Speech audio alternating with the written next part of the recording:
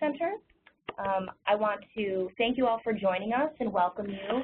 My name is Meg Beyer. I'm one of the project managers for the Managed Care Technical Assistance Center, and I'm very happy that you're all joining us today. So we'll go ahead. Okay, welcome everyone. This is Tony Salerno. I'm sure I know a number of you out there. I worked for the Office of Mental Health for about 30 years and retired just really about 4 years ago. And so, you know, now that I'm with NYU, this area of managing change, you know, it's just something that we sort of live with on a day-to-day basis, and it gives me a great deal of pleasure to have an opportunity to share with you some of the things that have both been learned, you know, personally, as well as what the organizational literature has to say about what leaders can do to support their organization and guide the organization through some serious change, which we all know is upon us. So let's first begin with just managed care as the Technical Assistance Center, the overview. So this is a training, consultation, educational resource center. As part of the McSilver Institute at NYU, which I currently work with, and it offers a whole set of resources to mental health substance use providers in New York State. So the goal is really to support you in all of your efforts to improve quality, to enhance your business practices, strengthen those practices, strengthen clinical practices, so that you're really able to achieve your mission and your goals, and particularly these days to really prepare providers across New York State to transition to a Medicaid managed care, you know, system of care, and what to do. What does a leader do in order to support and prepare their organization for change? MCTAC has been partnering with OASAS and OMH to provide a whole range of support. Many of you may have already been involved in some of the face-to-face meetings and some of the webinars and other resources to help you and support you in preparing for a managed care environment, and providing you with some tools and some consultation information and some measures around assessment so that you're in a better position to identify what your strengths are and what some of the areas that may need some improvement. So let's go back to and focus on the today's presentation around managing change. And as you can see, the support for you around managing change and MCTAC, there's a whole set of organizations that are really attached to it. So we try to build on the collective expertise and experience of these collaborative organizations. So let me just keep going. Let's see. Okay, what providers can do to make the most of these supports. I'm going to get into a little bit more of this issue because it really applies to how do you manage change. One way you manage change is by taking advantage of any resource or support that's out there so that you have the most up-to-date, you know, information, to engage in a readiness assessment, which MCTAC has made available, and many organizations have done that and have found it a useful exercise, one, to learn about what some of the critical elements around managed care, but also to assess where they are along each one of those dimensions, and it helps to inform your decision-making of where do you need to concentrate your efforts, and really to commit the time and the effort to do all of these things, to assess, diagnose, improve, and monitor your organization's operations, your business practices, your financial performance. All of these things, you know, really go together to create an organization that's healthy and also provides quality services. So on to change management for managed care. So it's going to be really designed for individuals in leadership roles. So all of you who are on the line, chances are that you're in some capacity to be a leader and to provide some support to your organization in making this transition. And the focus is on some practical challenges faced by leaders who have two really tough tasks, right? This is the tough part of the task. You can't shut down for like 6 months to prepare for a whole new system, redesign things and processes, et cetera. You have to keep your current day-to-day systems continuing to work, to serving the clients that you serve, and at the same time also preparing for change. And so I'm going to really focus on some practical, common sense ideas that are extracted from both the organizational literature and also just from sort of like a lived experience being in a position where I was, you know, a leader in various programs associated with the Office of Mental Health. So if you take a look at this slide here, right now you are involved in guiding an organization to rapid and shifting change. And the thing about, if any of you have done whitewater rafting, and I can't say that I've been really big in that area, but you know, you don't know exactly what's ahead of you, and you need to begin to adjust as the conditions in front of you begin to adjust. So that I think represents where we are in our system, which is very different than this. And so wouldn't this be nice? That we know exactly what the direction is. We know what everybody ought to be doing it at the same time, being guided step by step in knowing how to prepare for change. But that is not our reality. So what is a leader to do with rapid and shifting change that oftentimes is not so clear, right? There's ambiguity. So how do you guide the organization? And also, how do you focus on quality as part of the critical way for organizations to meet any challenges ahead? And I'll try to make the case for that as we go along. So there's three critical areas that leaders will need to address as part of sustainable change process. And actually, these are the same three areas that we at MCTAC really emphasize. Today's focus is going to be on the change management piece, the role of leadership in guiding the process. But we also know that in addition to that, an organization that can help, that can transition well and meet the demands and challenges of a managed care, you know, environment, will also need folks who are familiar with, have some knowledge about quality improvement. And this has to do, much of it has to do with the ongoing capacity to use data to inform your decision making. And of course, let's not forget the workforce, right? That workforce development, the new knowledge that folks will need, the new skills that folks will need. And I'm going to really emphasize the idea of the mindset, is your perception of what your work is, how it fits in with the organization, and that's going to be also a challenge. But all these three things need to align. The first one, it really is around the change management, the role of leadership, because it's not just a nice thing to have, but leadership is absolutely critical to any successful change process. So I'm going to use, and some of you may be familiar with this, you know, there's a lot of literature out there on change management, a lot of literature on leadership strategies and all those sorts of things. Well, I always, when I'm reading some of this material, I've always asked myself, does it make common sense? Is it understandable? Or is it kind of embedded in a lot of like theory and abstractions? So I happen to like the work of John Carter, who's a real tough-nosed, you know, business guy from Harvard. But he really kind of has the heart of a mental health practitioner or a substance use practitioner or social worker, in that he does recognize that it's very, very important to address and understand the emotional side of change. And I'm going to share with you his 8 steps that he arrived at by looking at organizations and taking a look closely at what were leaders doing in those organizations that responded well to changing market forces or other catalysts for change, and then looked at organizations and looked at the behavior of leaders in those organizations that just didn't do so well, where they really weren't guided through the process of change, and then consequently, you know, really affected their mission and their bottom line. And it just makes like perfect sense when I reflect upon my work in the Office of Mental Health, in running partial hospitalization programs, clinic program, director of rehab services at a large psych center, Rockland Psychiatric Center.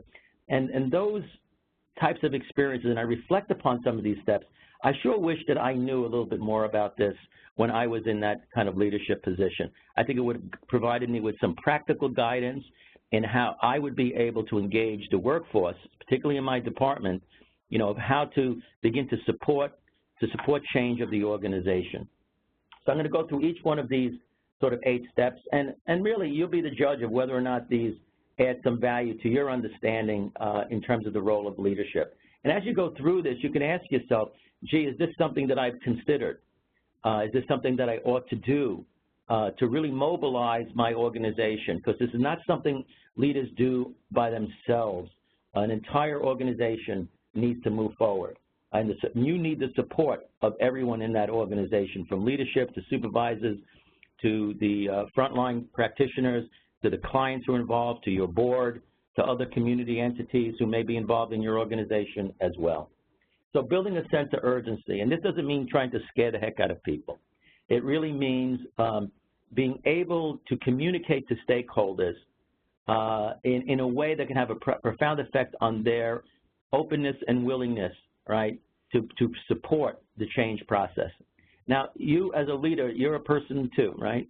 And you're likely to have some strong feelings about the change, as we all do as human beings, and you may communicate accordingly.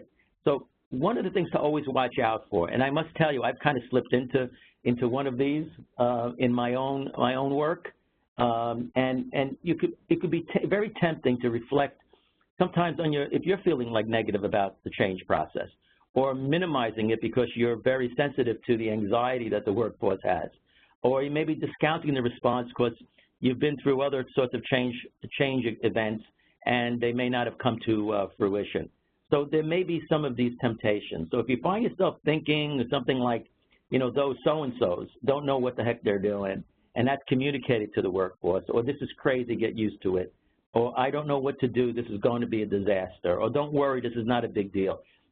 What kind of message is really critical to share with the organization that acknowledges a reality of change, but also inspires a sense of we have some control and hopefulness of how we're going to meet those demands? So one aspect of urgency is that nobody's left out, right? The change is going to affect everyone, especially something as significant as going under managed care.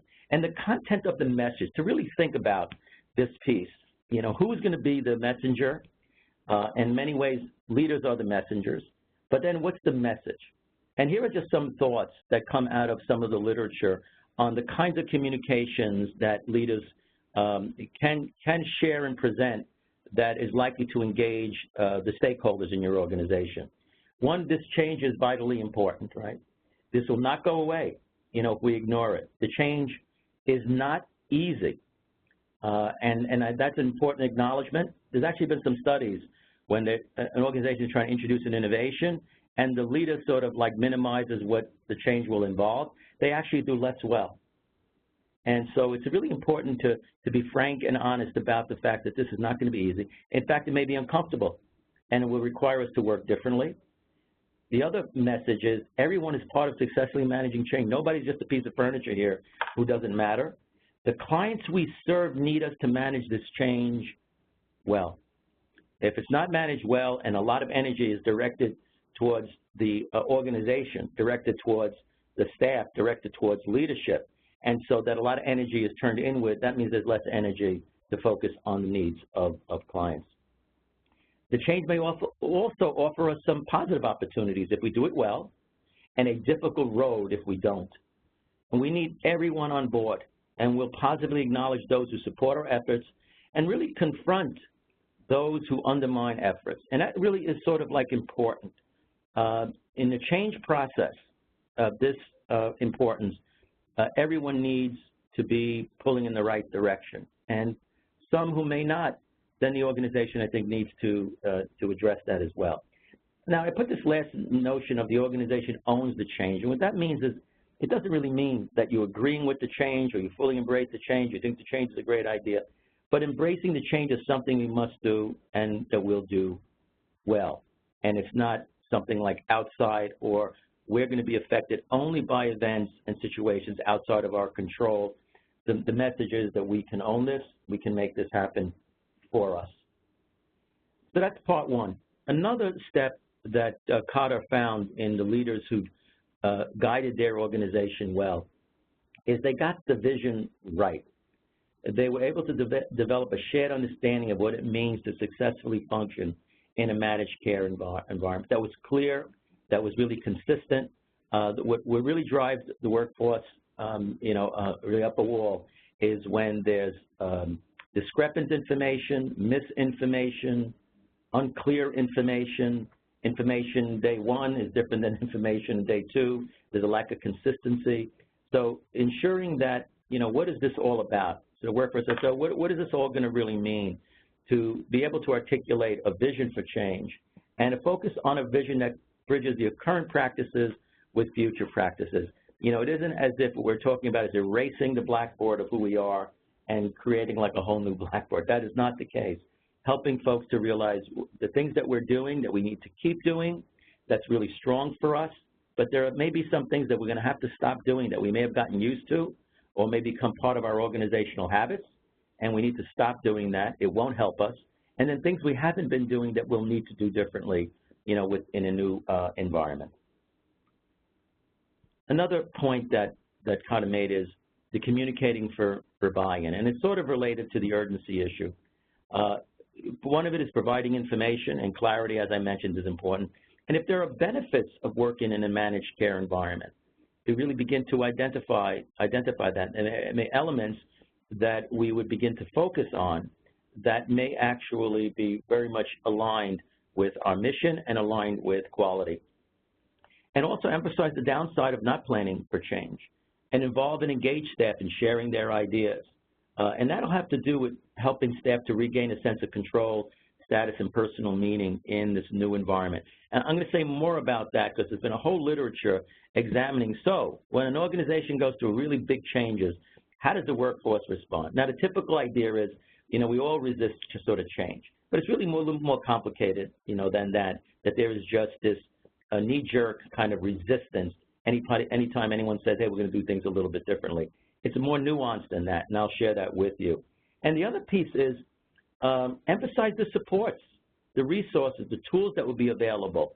Emphasize that there is a resource center like MCTAC that can provide some information, some guidance, some tools that will help us in order to move forward. And that's an important part of buy-in, you know, as well.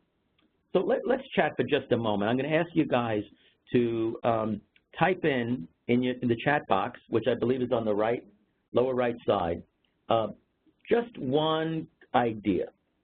What you believe is the most critical idea that you would need to communicate to your stakeholders that is likely to promote buy-in. What would be the message? So I'm just going to give folks just a moment. We'd like as many folks to participate as possible. We'll just sort of like read off some of the things that we're kind of gathering from here.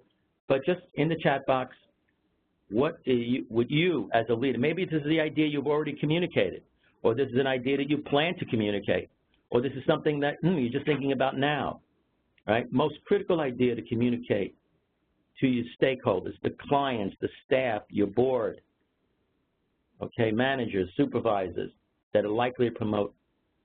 So change will improve quality. There's a great long-term plan for agency and explain why. Great. If we believe that we can provide a valuable needed service, then we have responsibility to changes. Great.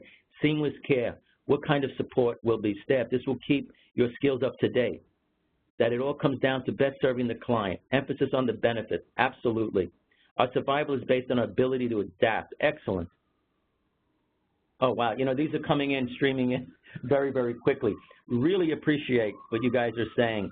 Those are exactly the kinds that we need. The change doesn't mean that they have been doing it wrong, but we must do it differently. I'm so glad that was mentioned as well, because let me see who had mentioned that piece as well. These are coming so fast that it's hard for me to kind of acknowledge. Okay, so that's Chantel Sism who mentioned that. And that is important because the staff, when there's a change, people can get feeling like a little defensive about it. I certainly would, right? And if in any way, shape, or form the leadership implies that we've been doing a lousy job, you know, that is really, it hurts because folks put a lot of their time, their energy, their blood, sweat, and tears into this work, and the idea that it's not acknowledged or appreciated is just really, it just experienced as offensive. And I did a lot of years in clinical work, and that would have been certainly my experience. So I think that's very important to emphasize. So you guys came up with some great ideas. Is what is it that we can communicate? Thanks so much for that. That was really great. I know I have a very active group on the other line, and I appreciate that. Okay, so I'm going to share with you this issue. When you communicate, you know, the workforce is really incredibly critical, right? The supervisors. I'm going to say a little bit more about supervisors, who sometimes we may not pay as much attention to as we could, that would be a support around change. So this area of the developmental model of change by Woodward, one of the big chapters in his work is understanding the impact that change has on the workforce. And I want to share that with you so that as a leader, you can kind of keep this in mind, and I think it will help in terms of the message and how to engage the workforce in supporting change.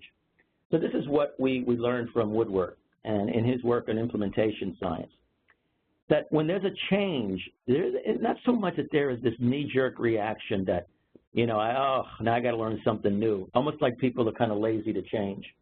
But they're often concerned, at least this is what he found, that a significant change, such as becoming part of managed care, will negatively affect three aspects. One is the meaning that I have in my work. Will this change me doing the things that I really value, my role, my function, the activities, the way I engage my clients in a satisfying, professional, and rewarding way? And that has to do with the sheer meaning that people apply to the work, the part of their work that gives them the personal gratification and satisfaction. Two, they're very concerned, as we all are as just human beings, around control over my work life. And is this going to mean some unwanted demands on my time, energy, and my autonomy? And the last is whether or not this change is going to alter my status in the organization, effect on my authority and my position in the organization.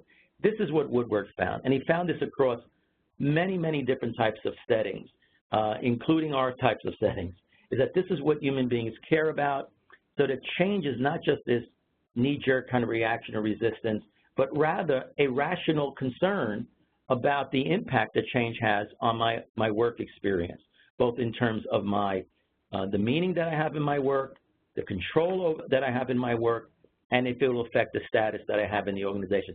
So something for all of you to keep in mind as you go forward, because part of the strategy then is, you know, how do you engage the workforce, right? So this is another thing that Woodward found in a lot of organizations, and we're not saying this is true for your organizations at all, is that what people really want when he looks at staff and others, you know, what is it that you really would want? You know, change is happening, et cetera. So look, we just want people to kind of validate the fact this is a little tough for us. Two, we need and we want information. The thing that really drives us crazy is that we don't have accurate information, we have inconsistent information, we have conflicting information, and that really makes it very difficult for those who want to really support the change process. And the other, we need ideas, we need strategies, we need approaches to solve the problem, to implement these new things in a way that's really going to work. Sometimes what organizations may get, and the staff gets, is avoidance, autocratic, you know, sort of top-down kind of behavior, or cheerleading, which seems just to be inconsistent with what the challenges are ahead. And that's not going to, it's not really something that the workforce really wants. They want to be treated really as adults around this whole change process. And the organizations that Woodward found really handle these major changes is they tend to be like open. They don't, you know, when a change happens, they don't view it as there's an enemy or there's a threat, and we now have to kind of circle the wagons around that or some way of protecting ourselves. So there's like sort of an openness to like learning, openness to understanding what's going on. They also recognize that change, they need to provide some support to those who are going to be affected by the change. Both the clients who are going to be affected by the change, the staff who have to implement the change, et cetera. And then communication, that there's open communication, there's frequent communication, there's accurate communication. If you don't know, you say you don't know. If it's unclear, you say it's unclear. And so that there's a sense we can trust our organization's message. And then he also found that there are those who kind of experiment a little bit. They look at these changes as maybe an opportunity to focus on some areas that maybe we've been concerned about all along. And maybe this could be an opportunity for us to make some changes. The view that, you know, one of the kind of mindsets, I think, for leadership is that the change is really a process, right? And it's going to take some time. To the extent possible, the involving of staff in the planning and decision-making and attending to the endings, the transition, and the new beginnings. Now, the staff are concerned about these things because they finally found some balance and equilibrium to manage day-to-day function. People do want to go back to an equilibrium. You know, we have our own lives, right, 24/7 to live. And in the workplace, you know, having some sense of that we can manage this and it has some balance. The other is I finally figured out how to handle what I'm currently doing, and I finally figured out how to deal with all the paperwork, right? So, and then there's, now you want me to do what? And this is just the normal human response to any significant change. So the other piece is there could be a little mismatch between where the organization's leadership is in believing and that it is engaged in a strategic change process, something you can really plan for, right? Something that, okay, on paper looks good, we'll do this, and then we'll do that, then we'll set up some of the contracts, we'll be able to, you know, to develop our billing systems. You know, it can feel very strategic, but for the workforce, it experiences as a shock change, and it could be a misalignment there, and that can cause some difficulties.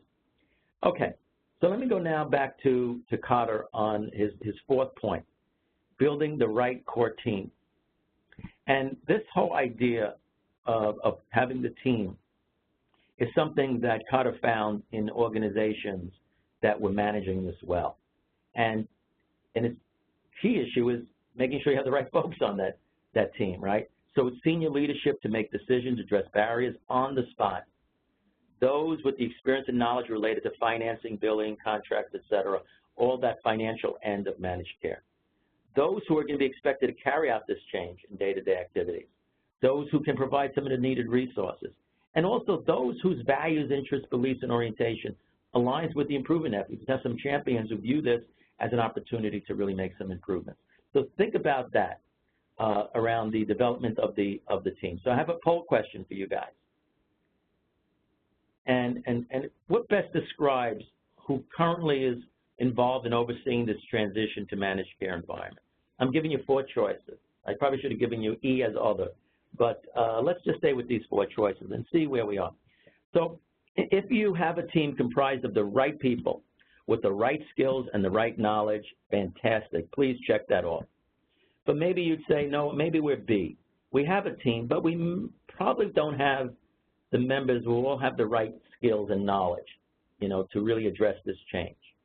Some of you might say, look, it's really our executive staff, our cabinet, our senior management.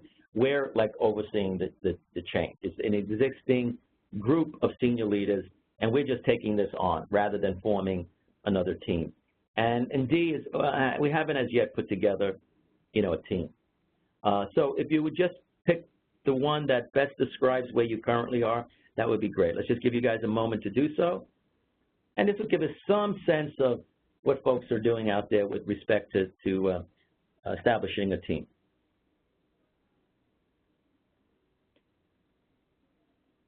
Okay, it takes us a couple of moments to get this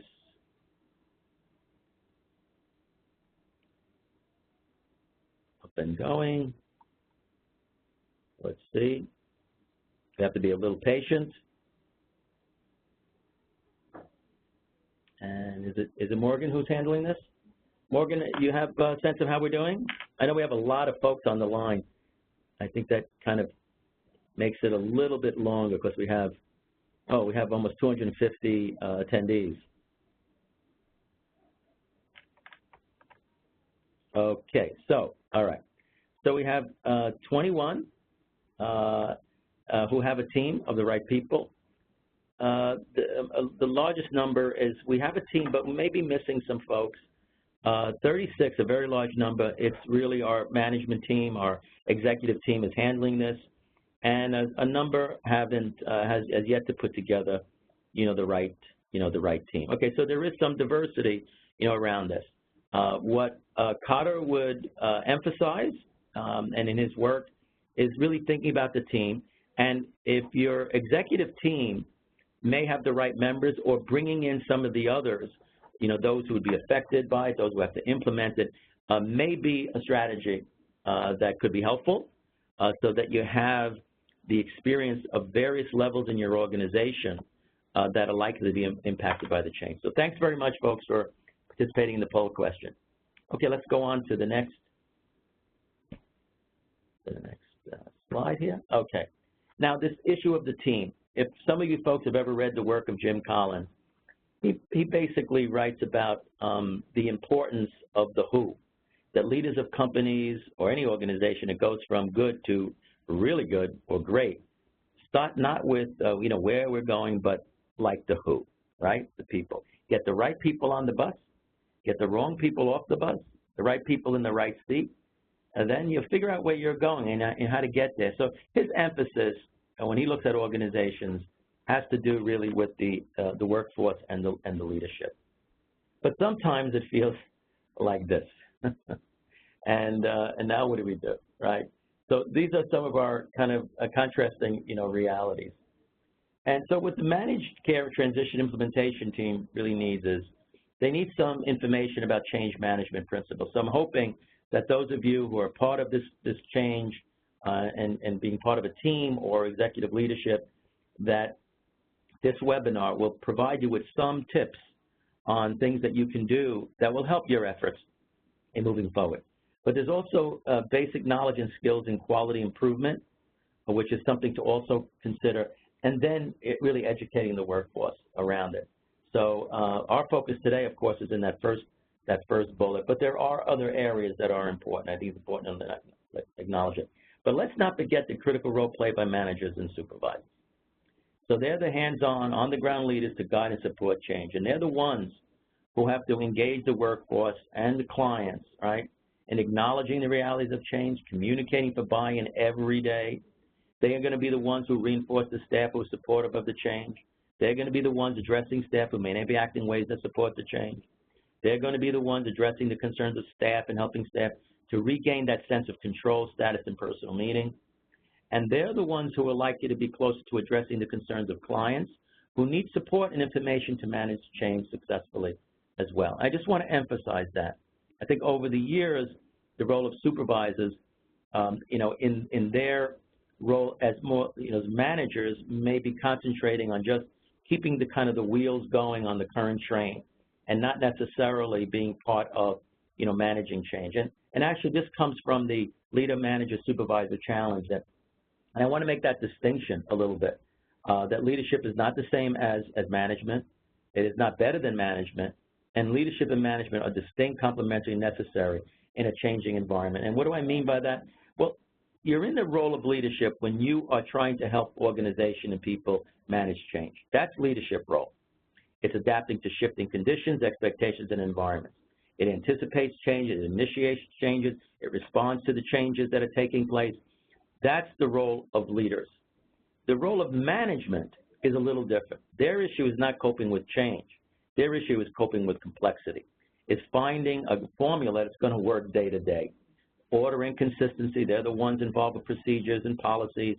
Not that leadership is not, but in its actual execution, it's focused really on what managers do.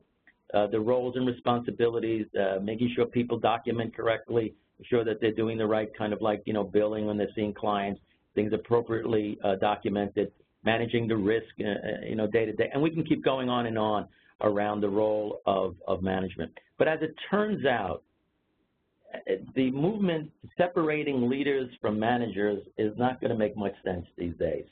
And that's what some of the organizational literature is suggesting, is that we're going to have this integrative role, that managers, supervisor level folks are necessarily going to be in the business of both trying to keep the current system working and managing all the day-to-day services that are currently managed, and at the same time engaging in a change process and helping to manage and support change. That's a challenge. And I think that's one of the challenges that we have ahead. And supervisors need a great deal of support from senior leadership in order to make that happen. So I'm hoping there's a lot of supervisors are on this call today as well. What did Cotter also find? He found that the leaders and organizations, when they formed a team, that they were an empowered team. And they knew they were empowered because for example, the transition team that you may have put together in your own organization, they're empowered if they have direct access to really senior leadership. They don't have to jump through hoops, right, to get a green light to move forward. that's where you have an unempowered type of team. They have an opportunity to test out changes on a small scale so that they can test things out in a way that really makes, some sense. They reward innovation, creativity. There's time and resources to take on the serious task. You don't just completely dump everything on folks who are already experiencing being overburdened. One takes a serious look at their role demands. They can attend the meetings. They can participate in the technical assistance resources of NCTAC. They can have time to review a readiness assessment, to be on face-to-face and or webinar-based information that's available to them. And that leadership clearly and unequivocally stands behind the team, says to the organization in no uncertain words, these guys are my guys, and they are an empowered team. Now, if your team is the leadership team, then that's very, very clear to the organization around that the folks who are in this team have power to make changes and to address barriers and support efforts of everyone. 6 is around short-term wins, to display and communicate success in a way that really makes some sense, that's observable and meaningful, so that the organization has a sense of where are we going, what are we doing, how are we doing, and being able to do that, to communicate that in a way. Consider the use of a readiness assessment information so that, you could say, well, this is where we were at point A, and this is where we are now at point B. There are 2 areas that we've made considerable progress. That's really important to kind of share to folks. It builds a sense of hopefulness. It reinforces individuals' efforts. It also provides feedback around how we're doing and the areas that we need to continue to work on. You have reinforcing those positive changes and acknowledge how everyone contributes to these positive outcomes. So this feedback on improvement efforts is something that Cotter observed in organizations that did well. This is what leaders did. And organizations, when they left this kind of thing out, were less successful. So, use all your available communication mechanisms. Recognition, award type. I'm not sure if there's, folks want to do some recognition award type events highlighting positive outcomes, but some way of recognizing positive outcomes. That would make some sense. Broadly advertise your performance, and sometimes you're able to actually post your progress in visible areas. So some organizations that would make sense, for others not. The other is, and this is what sometimes leaders can just, they can just get, I guess, burn out a little bit, right? Get a little exhausted. They may lose faith because there's a lot of bumps along the way, and that is not to be discouraged. I mean, that's the one thing that Cotter observed, is that the leaders who were able to successfully manage change were those who just kept at it. If they came up against some barriers, they just saw it as another problem to solve rather than, something to demoralize one's efforts. In fact, the problems were expected. If they didn't come along, there was something wrong. They kept the eye on the process at all times. It was just built into every opportunity to review where we are in really meeting the demands of this change process. And that it's a high priority really across the board, that the change is an agenda item really across many, many different needs. So just keep focused on it and not to get them sort of dissuaded by barriers and challenges. And then ultimately, folks who got this far, there are forces that kind of continue to push organizations back to their initial set point, their initial state of equilibrium. And one has to be just attentive to that. It isn't as if all those other kind of forces moving towards the status quo have somehow disappeared. And so what smart leaders did was to institutionalize changes. You look at your personnel policies, your performance expectations, your hiring practices, your performance standards, to really make those institutionalized expectations. The documentation requirements, the review of documentation requirements to align with the change. Using data, a very important piece, to just provide continuous feedback on our performance. And as you get into it in terms of looking at, from all the managed care kind of related, issues, to visibly reinforce and recognize positive changes, to get the message out that this is something that leadership cares about and rewards and provides feedback to those. Align changes, of course, well, this will be very, very clear with reliable fiscal streams. And that's really part of the catalyst for this change is around the fiscal aspects of managed care. So here's a little grid. Yeah, you guys have this PowerPoint. It's going to be available as an archive. Some might want to, let's take a look. If we want to take this real seriously, we take a look at those 8 steps, and then we look at, so for each one of these, what are going to be our major challenges? What are our strengths? And I think it's really important to emphasize strengths. As much as in clinical work, it's important to recognize and emphasize an individual's strengths. I think it's also important for organizations to recognize their strengths as well. And then things that we may need to stop doing. And that's an important thing to look at. Are there certain things we've just got used to doing day in and day out? They're sort of embedded into the fabric of how we do things in our organization. And really asking yourself, is that something that will help us if we continue doing it? Will it continue to trip us up? Will it continue to be a barrier to our moving forward? And if so, then we got to stop doing some of these things. And then there are things that we just haven't been doing at all, and we need to start doing it. And then the action steps, or what would be some of our plans? What are some of our steps? Some organizations have used this as part of like a meeting agenda to just kind of think this through a little bit, see what you come up with, and it may direct you towards areas that you'd like to really concentrate and focus your efforts. Look, you only have a certain amount of time and energy, and the thing is to be as efficient, as effective as possible, and any process that gets you, whether it's through a readiness assessment or examining some of these areas around change, that helps you to kind of zero in on those areas that give you the biggest bang for your efforts, that is not a waste of time. That's going to be a very, very helpful process. So what's a later to do when the future is somewhat ambiguous? And so here I'm doing a little bit of editorializing because I've been reflecting on this for like a long time, what you don't want to do is to lose sight of the issue of clinical quality. And actually, in a lot of the responses to the question, it was filled with emphasizing that we use this change as part of driving a quality agenda. So I was actually reflecting on a lot of this and was thinking about the whole area of like, what is quality? Why is it important? In what way would managed care environment align with some quality indicators? So I sort of gave that to myself as sort of a test. And I want to share with you some of the ideas. Hopefully it'll be helpful to some of you. Now, typically the catalyst for change would be like your values and vision, right? It's just intrinsically where leadership comes in. Sometimes new leadership has a different vision and begins to really get the organization to change. Sometimes it just comes from new information or knowledge that comes from the professional literature, from the experience of other organizations in the state or across the country. But there is some new source of information that piques your attention, and that can be a catalyst. Sometimes it's bad things that have happened, right? Some adverse events, and we have to do something about it. That can be a catalyst. Complaints from internal, external customers from many, many organizations, that's a catalyst.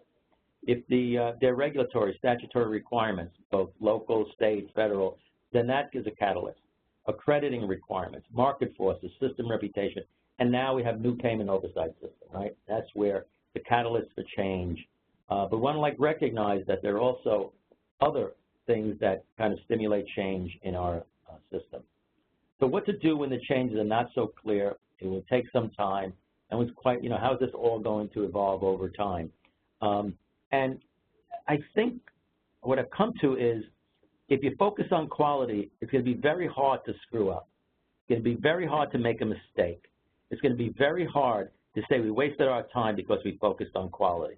Or we ill-prepared ourselves to managed care because we focused too much on quality. I don't think that's like really the reality. In fact, I think it's the opposite. I think if we focus on quality and any of those dimensions, any dimension of quality that you can address that's in your control, and you make changes in that area, I think what you'll find is that it won't be a waste of time, and it will align with the changing system ahead.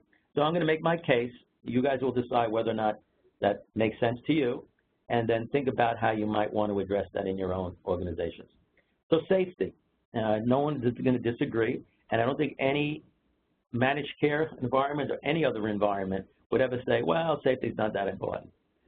Pretty much anything you do to improve safety, and that is any process that you improve that quickly assesses risk of harm based on child, adult, family, and community factors, okay, wherever the population that you serve, you will be in the business of improving quality, and you'll be in the business of aligning your work with the changing healthcare system. Have a process to immediately respond to risk and crisis situations, rapid communication with other involved entities.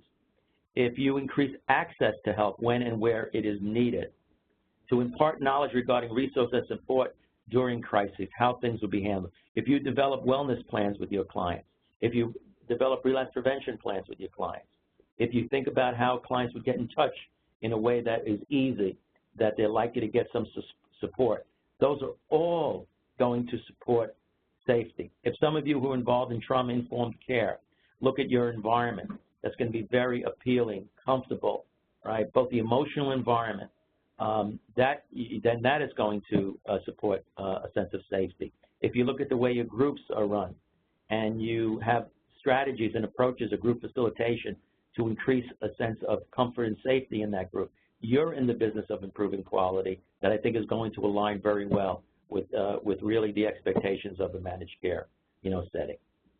Okay, so hopefully I made my case there. But, safety is one area. But you improve quality when you look at effectiveness, right?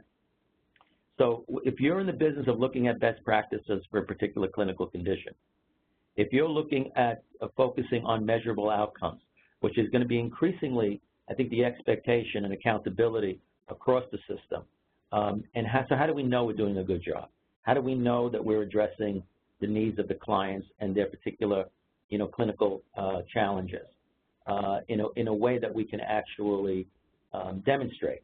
To what degree do we have staff trained and supervisors who can continue the support to our staff to ensure that these practices are implemented, with a high level of quality, whether it's like looking at the issue of fidelity or adaptations, but that we know that we have a system in place to ensure that services don't vary like illogically from practitioner to practitioner, that we can demonstrate our outcomes, that we have strategies, protocols, clinical pathways to help us address the needs of the clients that we serve. Then you're in the business of effectiveness. And anything you do in that area will not be a waste of time and will align with the changing environment ahead. Being client-centered, providing care that is respectful of and responsive to individual preferences, needs, and values, and ensuring the person's values guide all clinical decisions. You really have no choice. Clients will disconnect. Right? If there's a misalignment with the client preferences, wants, and needs, and what the organization is providing, you have no choice. You will have disconnection. You'll have disengagement. You'll have a lost client. And that's in no one's interest. So the alignment of interventions with the expressed felt need, adapting services to align with the person's preferences, strengths, resources, expectations, exploring the barriers to treatment involvement and engagement, expanding the involvement of peers, which can really be an area that emphasizes the client-centeredness of your work. And I'm sure if I asked you guys to add more topics to this, you could. I have no doubt that there's a great deal, there's incredible amount of expertise and experience out there that can address this. So, but anything you do to support a client-centered service system, you are in the business of quality and you're in the business of aligning with managed care ahead. Timeliness. There's no system in the future that is going to say it's best to have people wait a long time, that there's a lot of delays. None of you want that. None of you, all of you, I have no doubt, take this piece very seriously. And it is one of the important indicators of quality, that we don't have the long wait times. There aren't delays for those who receive and those who give care. So anything you do to reduce the time from referral to therapeutic contact, anything you do to address waiting lists or delaying services, anything you do to make that process easier for clients, anything you do to have a rapid response to crises where and when it is needing, and I'm sure we can go through more bullets on this thing, but timeliness is an indicator of quality. If that's part of your business, if this is an area you can improve, you will not be wasting your time. Efficiency, right? Avoiding waste. including the waste of equipment, supplies, ideas, time, and energy. Probably more so than ever do we need to ensure that we are not wasteful in any of these areas. So one thing our organization can do is to examine and improve its workflows related to policies and procedures. So if you look at any of you take anywhere from your intake process to your assignment to clinicians to whether you use an open access kind of like system, how people get into, groups, the scheduling. I mean, there's so many aspects around efficiency to examine your workflows and decide. And here's the question. Maybe we have too many steps. Sometimes the systems fall down because they just have too many pieces to it. And every step is another place where something can go wrong. It's overly complex. If you can reduce the number of steps involved in any kind of process, you're more likely to be more efficient. If there's a mismatch between the tasks and the staff's credentials, people ought to be working for the majority of their time at the highest level of credential. And there are times when you do like a workflow, you begin to see like, oh my God, we have folks with high credentials doing work that really could be done by others, and that with less financial kind of involvement, and that can be a big help. If folks are not clear about their roles and responsibilities, it wastes a lot of time. Monitor missed appointments, no-shows that harm the bottom line. And I know a lot of organizations have taken a really close look at that. And strive for optimal treatment.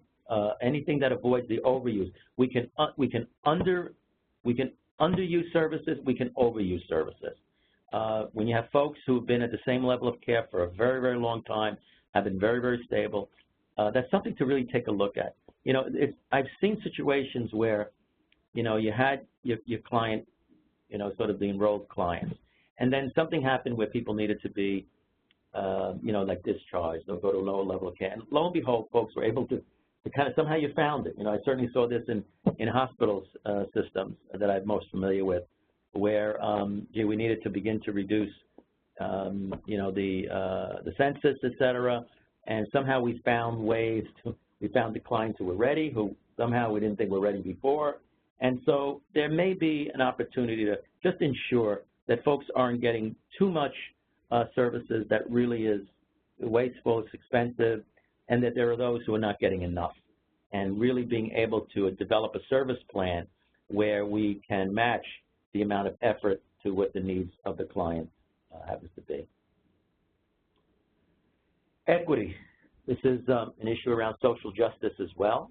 Providing care that does not vary in quality because of the characteristics of the person, their gender, their ethnicity, where they live, their socioeconomic status. You can add sexual orientation. You can add all sorts of issues to race. I mean, the idea that providing care that does not vary in quality because of a person's particular characteristics, right? And that's an issue to look at. It's sometimes hard to know whether or not that's even going on, whether there's a sort of a disparity, in services. Not so easy. Organizations that do detect disparities are ones that have taken the time to actually look at the data. They're taking a look at, okay, what's in our community? What is the racial, ethnic makeup of our community that we would draw from? Okay, let's take a look at our racial, ethnic makeup in our organization. We may find that, holy cow, this particular kind of ethnic or racial community hardly gets to our services. It's very underrepresented. Can that really be? And at least it just raises questions to see if there is a potential disparity because of how we've set up our system of care. Care does not vary illogically from practitioner to practitioner. Now that is a tough one because we have a history and a tradition that people who have credentials, once you see a client, you close the door, the treatment is whatever you decide the treatment to be. And let's just be frank about it. That's exactly what happens. That's exactly, as in my years as a clinician, pretty much I defined what the standard was, what the strategies were, and my other colleague can define it what it was, and some had a more psychodynamic kind of orientation, others had a more sort of a little more strict kind of behavioral kind of like orientation, others were more into sort of like a cognitive kind of view, others were more into person looking at it like from a trauma-informed perspective. And there could be variations around this. It's really an issue to take a look at. And and it might be something where you look at who seems to be engaging clients by the least missed appointments, who seems to, keep a client, engage a client through an actual treatment protocol, and that leads to discharge criteria where they've met some of those goals. And is that equal across all of our practitioners? So that can be something to kind of like take a look at. And it really is to just ensure that there isn't just, you know, such variation that it seems like, why is that happening? We're the only profession, I think, where you find that kind of variation. I don't think dentists vary that much when they're trying to address a root canal, or physicians looking at a chronic disease like diabetes, or a lawyer looking at, you know, a person's tax problems. There are certain standards of practice that are sort of accepted.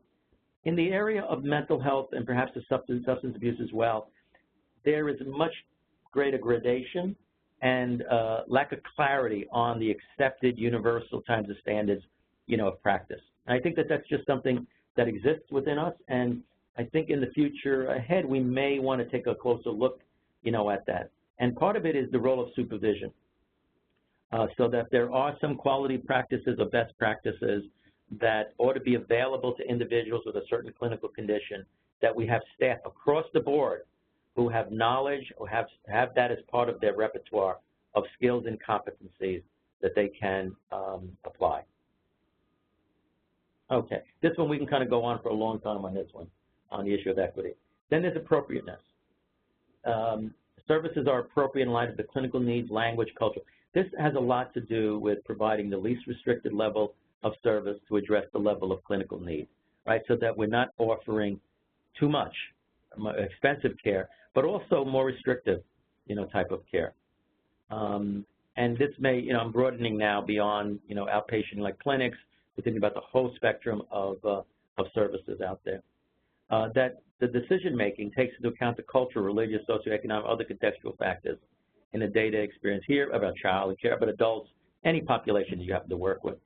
And the workforce possesses those engagement skills to ensure that there is effective alignment, no matter who it is that comes in, right? If I'm the practitioner, my responsibility is to engage this individual, and it's my responsibility to accommodate and make adjustments so that the individual feels heard, that they feel comfortable, that I'm not engaging in approaches that are misaligned with the person's, let's say, cultural or religious beliefs, but rather it's an area that I want to explore and understand, and that becomes, you know, just part of my understanding of this person so that I'm more likely to engage them. Okay, so that's the issue around appropriateness. And coordination, very, very important, increasingly will become important in our system as we begin to develop, you know, networks, and we have health homes or accountability care organizations or DISRIP and all the various kind of movements going on that is really going to emphasize the importance of coordination across multiple providers and integrating services.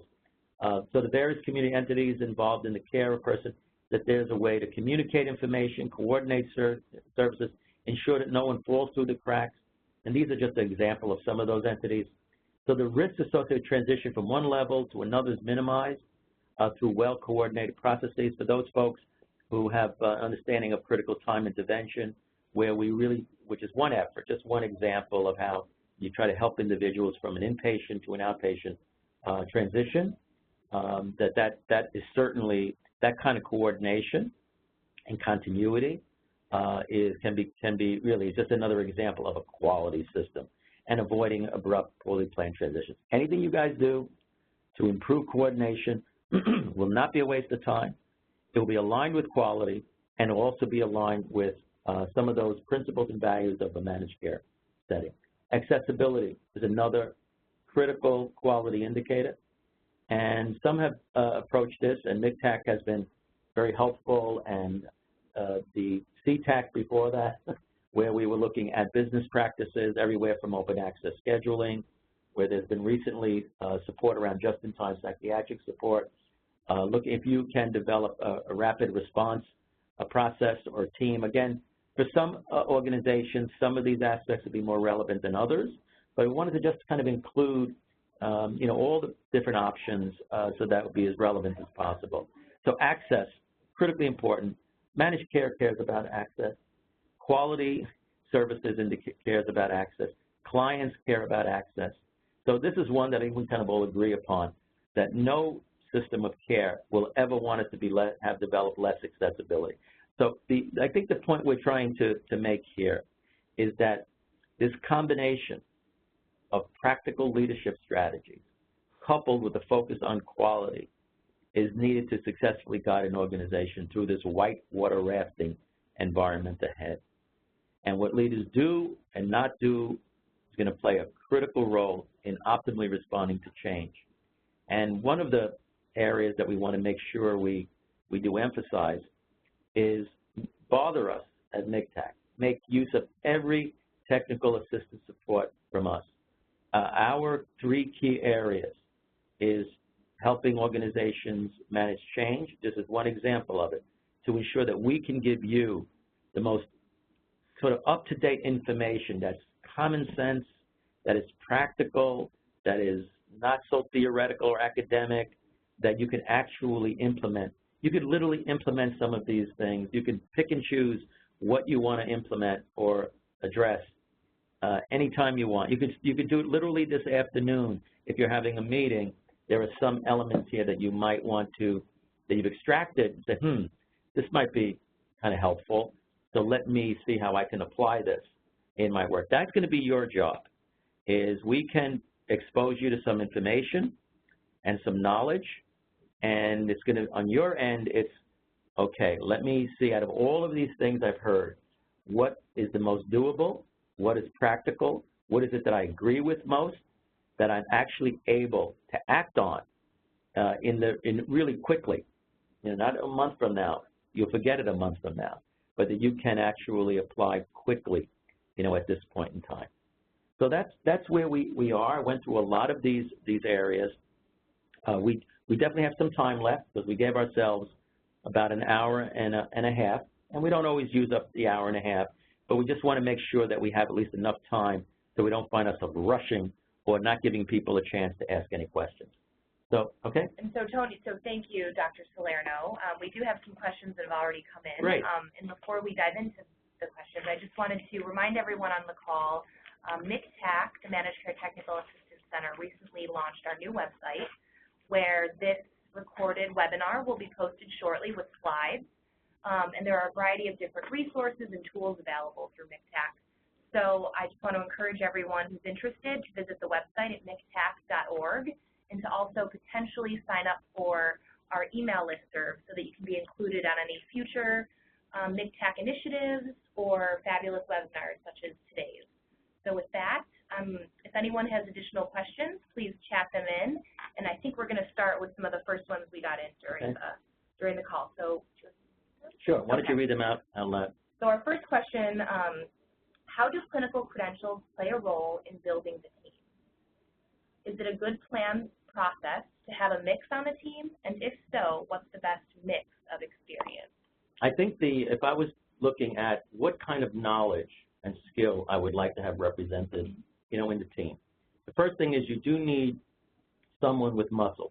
And what I mean by muscle is that they are able to actually make things happen. So if the team comes up with a strategy or a plan or wanting to seek more information, that there is someone in a leadership senior position who can make that happen.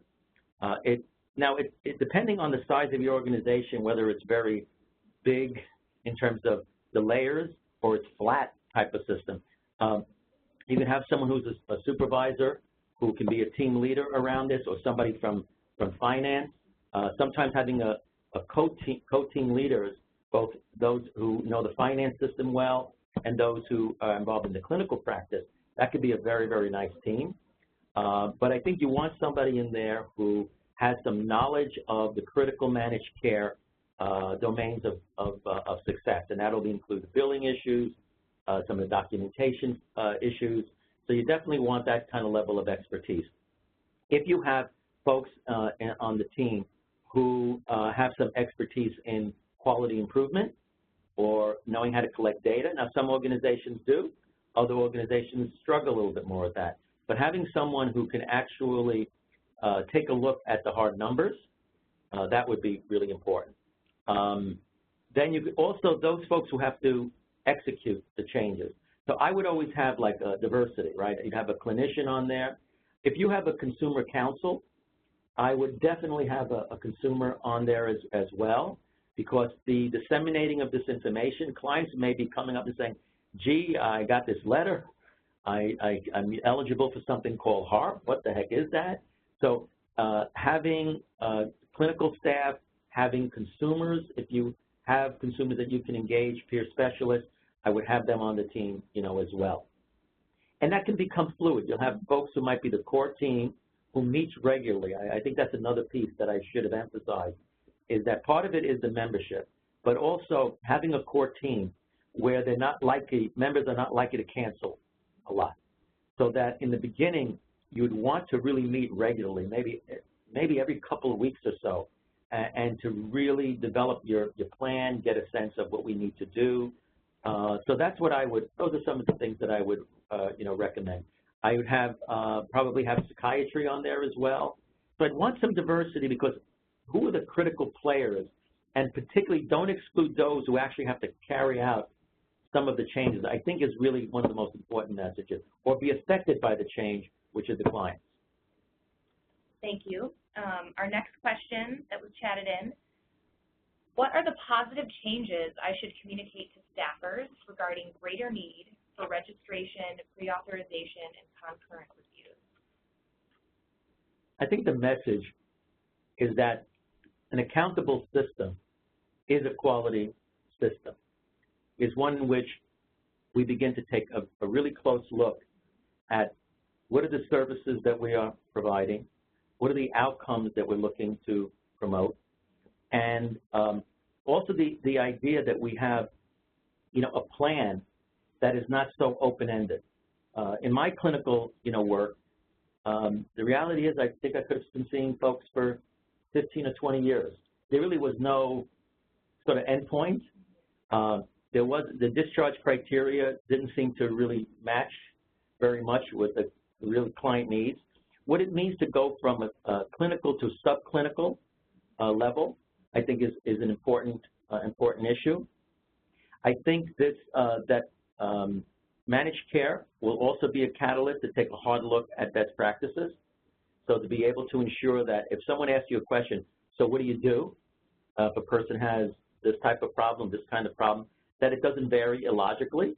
And I think that will be an important step. So I think that those are some of the, some of the benefits. Looking at outcomes, which I think is going to be another principle around a more accountable system, I think is going to benefit us and benefit clients, where we can really monitor progress over time. That's the promise, right? What I'm talking about is the promise of being able to use this managed care, more accountable system to drive quality, right? And so that's the promise. But a promise also can have a peril, right? The opposite side. And so how agencies embrace this is going to make all the difference between whether or not this is an opportunity to drive quality, or this is going to be an unwelcome kind of change that just causes more a sense of disruption or anxiety for an organization. Thank you for that, Dr. Salerno. We have another 2 questions that have come in. Sure. How can we best plan for billing, financial risk management to prepare for managed care? Well, now I'm a little bit out of my sort of pond of expertise. I do know one of the areas for MCTAC is to really address that. This is, we have a whole team, it reminds me of the question around what's the right team. Well, the MCTAC team, in a way, we've tried to create what we think is an optimal team. So there are some of us on the MCTAC team who know a lot about finances, who know a lot about billing systems, who have actually worked for managed care and kind of know it from the inside, and they, I think, are really best suited to address this. Then you have folks like myself who have a clinical kind of orientation, organizational change management, and we have everyone in between, that kind of thing. So I don't have any quick answer for that, but it is an area that MCTAC, as a team of experts, we have people with expertise. So Megan, how would folks be able to even, access? That's a great question. We actually, in the coming weeks, are going to be announcing some upcoming trainings related to revenue cycle management, and utilization management. So I would just encourage everyone to stay tuned to again, the MCTAC.org website, and also to sign up for emails from MCTAC, because this information should be coming out very shortly. We're working hard to finalize the details for this training, so that should be coming soon. So what Megan is really saying is you should make MCTAC your homepage. Exactly. To try to really to just sort of keep, kind of check in with MCTAC, the website, as often as you really can. That's practical for you, because it will provide you with some insights into what is some upcoming events, but also tools that would be available to you, things that have been archived that you may not have been able to attend, but you want your whole team to sit and to kind of listen to that. So that we also have this repository of resources that just continues to grow over time. And hopefully it will address, the key issues that folks have. I'm going to just check quickly to see if we got any more questions in.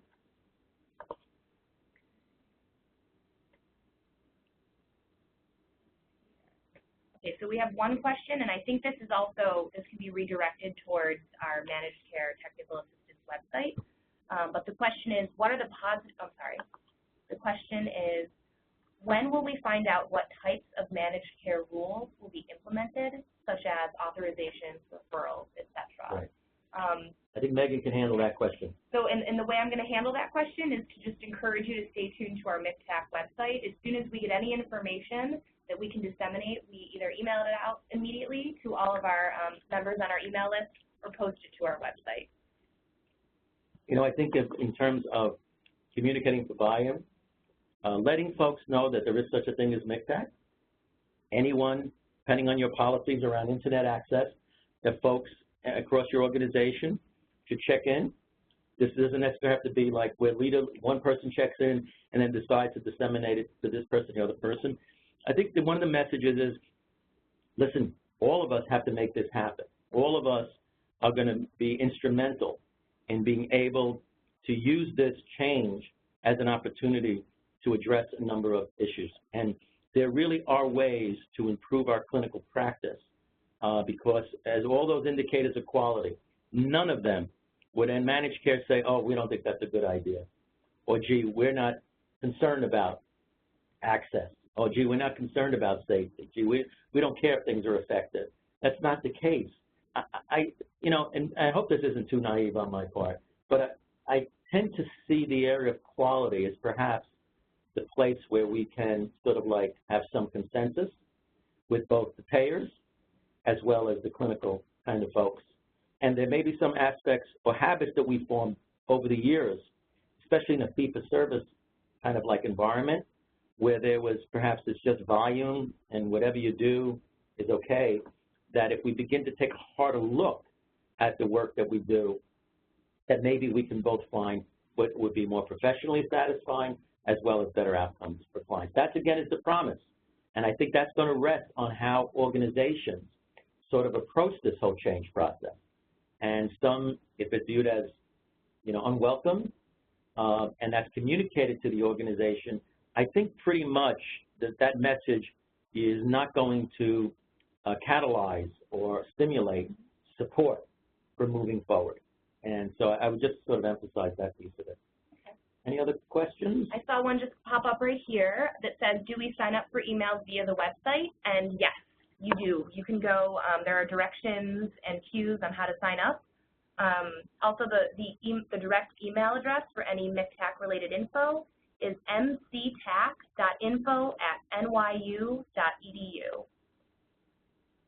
And I think, Tilly, that's okay, all great, we have great. for No, today. listen, we don't have to, if this is what, folks are concerned about, and we know this isn't a single event. Right. MCTAC is ongoing, so if there's issues come up, and MCTAC is absolutely committed to providing, disseminating information where we feel that there is clarity and that we can provide in a timely way, and some of these opportunities. So we hope that you found, this helpful presentation. For me, when I'm on a webinar, I look for, is there one idea, just one? Because I think if every day I find one idea that is pretty good, that's actionable, that I can actually do, and will help me to move in the direction I want to move in. I think that's always great. So that's my hope when folks get on this webinar. One idea that is practical and useful and meaningful to you that you can actually apply in your work. So I hope that's the case. And going to wish all of you well. And we're kind of like in this whitewater rafting sort of together. Technical assistance is sort of on that. We're probably in a little calmer waters than providers out there. I always want to appreciate that fact of it. But we're kind of taking this together. We hope to be able to be a support to all of you in your efforts to address change and also to ensure that there's good quality in the services. So thanks very much, folks. Enjoy the, looks like a very spring, sunny day out there. Stay well, and I hope to have an opportunity to speak to you soon. Bye-bye, all.